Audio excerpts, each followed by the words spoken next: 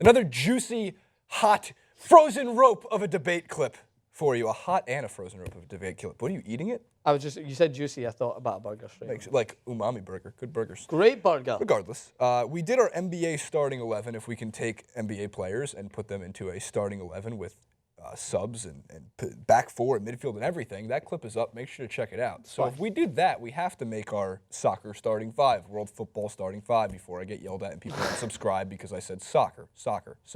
Let's just lost 3 subscribers. So Francis, I have a starting five, and that's about it. I have a point guard, a shooting guard, a small forward, a power forward, and a center. I believe you do as well. Who is your point guard? So I was giving a lot of thought to this. I was going to go with maybe Rakitic because he's a very good distributor, great vision. But I just then realized that I wouldn't have position for the GOAT.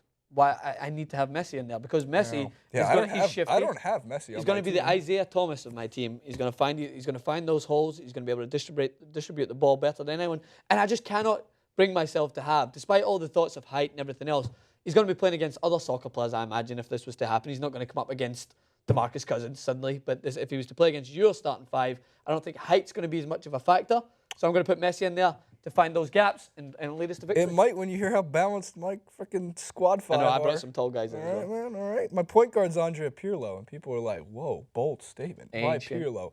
First of all, he is a little bit ancient, but he's wise. He's so wise. High IQ He's a player. Steve Nash, I think, of...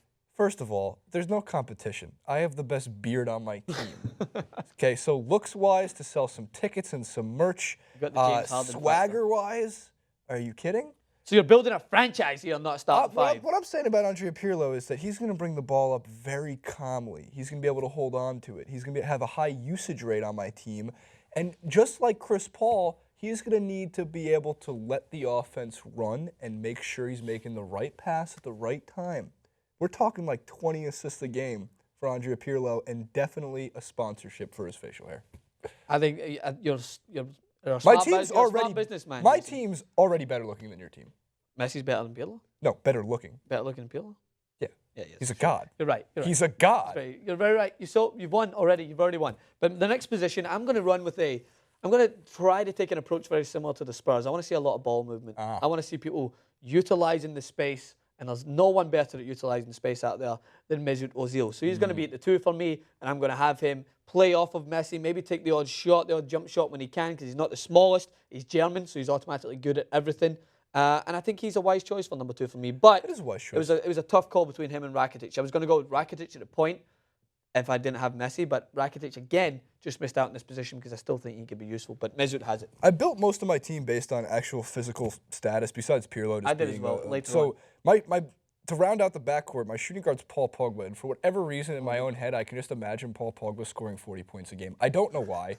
I don't really have any basis for that. I just know that he plays in the midfield. He's great at distributing as well, but he also can finish when he needs to. Clutch player, a second-half player for sure, and a good leader. Also probably worth the $25 million American we're going to have to pay him a year. I think he averages 37 points, 4 assists, 3 rebounds. I think he shoots 53% from the field, a couple scoring titles, maybe the MVP. Sounds to me that you better take that Pokemon haircut and bring it to the United States because you've that's already, the other thing too, made his career. I think if I'm going to have such a calm marketable point guard, I need somebody to kind of spice it up with some hairstyles. So we got the greatest beard, the greatest haircuts. I mean, my backcourt is just built to sell tickets. So I'm taking the more physical approach to this, and if I'm matching up whoever's at the 3 for me to whoever you're going to decide to put here, there's not even a competition. Akinfenwa. I'm putting him in there for his sheer size. He reminds me, he's going to be the Draymond Green of this team. He's going to contribute with assists and be very under the radar, but at the same time, he is massive. He is the biggest world football player there's ever been. No one's going to compete. Body on body. Boom. Yeah, he's going to have to body my small forward, which would be Cristiano Ronaldo, who physically is pretty damn gifted. He's going to be nifty in the world of football. I also know that Ronaldo can finish. Therefore, if he needs to drive the lane like he drives into the box, get it? I get it. See what I did there? The only problem is Ronaldo will not be playing away from home.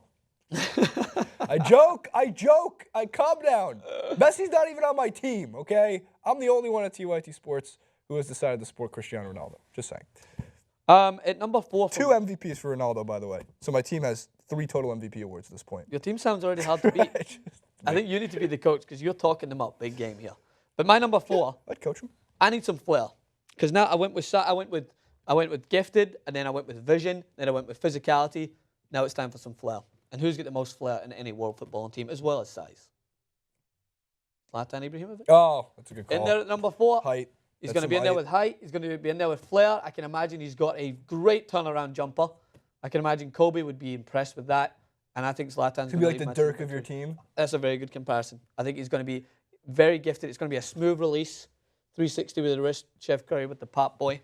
Right in. 180 with the wrist, you mean? No, because he can go 360. If you go 360 with your... He's going to go 360. Okay, regardless. Yaya Toure is my power forward. That's a very good choice. Just size, man. I mean, he's a physical... That's a very Draymond Green-esque. Who is it? Boateng would have been a great player to add because he's physically and big he plays as well. basketball. We've seen him shoot at basketball before, as well as Thomas Muller. Out of all these guys, you've seen Jerome shoot one Boateng shoot a basketball. Therefore, they all do this. They all do like the two-footed thing. So Yaya Toure for size. Francis, who is your big man in the middle? I think we've both got the same. Is it Manuel Neuer? Yep. Yeah. And we had to go with the center, but I was actually going to go with Christophe van Groot, who is a Belgian goalkeeper who's the tallest player in the world officially, who stood at 6'10". I don't know who he plays for at the moment, but he did win the Belgian Cup with Ghent a few years back, I think 2013. Massive. 6'10". If I was going for just height, it could work, but I can't go with a team that doesn't have a born winner with giant hands and is just probably the best keeper we've seen with these hands, because I don't imagine keepers need anything else. If this were to happen, my team goes 80-2 in the regular season, does not lose one playoff game. Your team is more like a 42 and 40. You're just making the playoffs. You're the 8 seed. You're like the 8 seed. We're the current Knicks. You're getting crushed. You're a little bit better than the current Knicks. You get dominated by the Warriors. That's what happens. So you're the Warriors. You've just given yourself the Warriors. No, I'm in the Eastern Conference. I just cruise my way to the finals.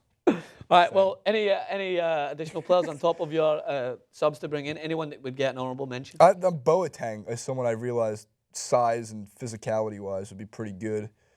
I just want to bring in Jamie Vardy just for the sake of I could bring him in. Mahrez is crafty. He's like the Kyrie Irving. I'd like to see how the Americans would respond to chat shit get banged if he was to come in from American style. I love how anytime Leicester loses, he chatted, shitted, and he got banged. No, that's not how that works, everybody.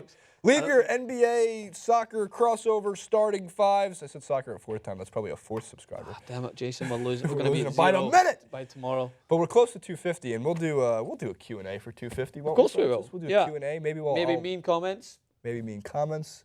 Maybe Francis will auction off his pocket square. I knew you were going for it. It's a real one today. It's not a cloth. So there you go. Make sure to subscribe, like, favorite the video. It helps us a lot. At TYT Sports on Twitter. And make sure to check us out on Watchable also. It's a great website. They've been promoting us a lot on Twitter, and we thank them for that. We've done videos on MJ. We've done videos on basketball, debate topics, on what-if challenges. We've done a lot for them. Make sure to go over there. Not just us, other TYT Network shows as well. Nerd Alert, Think Tank, The Young Turks. What are the other ones? TYT Sports. TYT Sports, that's another one you can watch over there as well. At Francis_Maxwell and at JaceRuben91. We'll see you next time.